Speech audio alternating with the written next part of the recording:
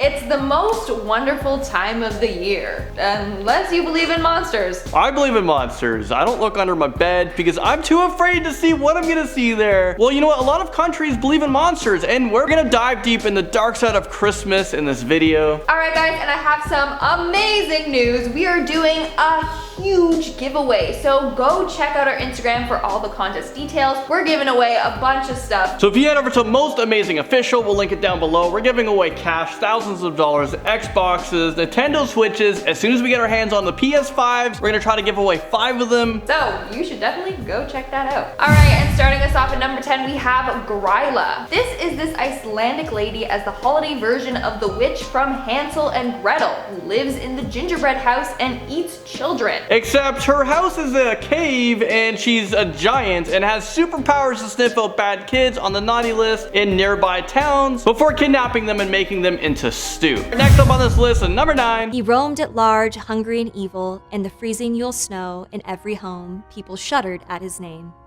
If one heard a pitiful meow, something evil would happen soon. Okay, so if Gretel wasn't creepy enough for you guys, so we got her cat. The Yule cat is up next. The legend goes back and forth on this one, with some saying that the cat stalks prey who are wearing old clothes on Christmas Eve, as opposed to new clothes that the wool farmers had forced their employees into making. So this cat was seemingly used as a scare tactic for slave labor around the holiday. Other legends say this cat simply ate other people's food. But back in the day, when these legends were a very real part of society, that still wasn't ideal either because, well, food wasn't as plentiful and available as it is today. Next up at number 8, we have the Yule Lads. According to Icelandic legend, the Yule Lads are the 13 sons of the mountain trolls, Grilla and her lazy husband. This one is creepy in essence, but I'm getting a real 7 Dwarves vibe. So the 13 Yule Lads were kind of like Santa's little helpers, full of mischief and named accordingly. But here's where it goes south. Get it?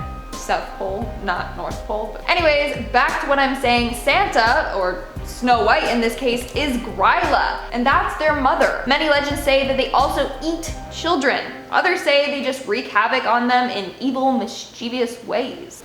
Next up, number 7. Frau Percha.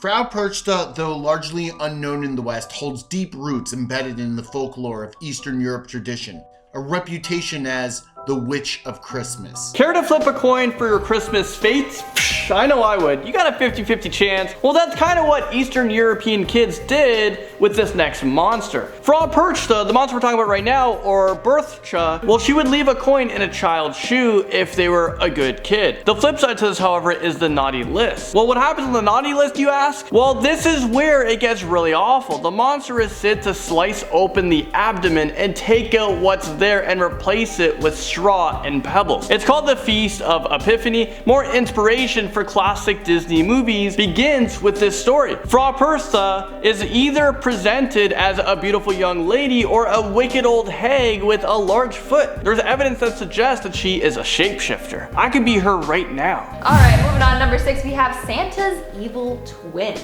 Anti-Claus, as the name would suggest, is the evil doppelganger of the ever-beloved Christmas father figure, otherwise known as Santa Claus. He's up next on the list, and he goes by the name of Pierre Foutard. Actually goes by a couple different names as he translates into Father Whipper. Although it's kind of weird because it has nothing to do with the legend of this creepy, dark Santa. As it goes, he was an innkeeper who murdered 3 boys, and when Saint Nicholas, aka Santa, found out, he resurrected the boys back to life and condemned old Pierre to a life of repenting his sins. But Santa brings him out annually on St. Nicholas Day to handle the kids on the naughty list with his whip. And moving right along, number 5, speaking of switches, this next Christmas creep uses them too. And what's more, he is said to be a pal of old Saint Nick as well. Felschnickel originated in Germany but has gained popularity in North America. This unkempt troll-looking monster visits kiddos in the weeks leading up to Christmas Day,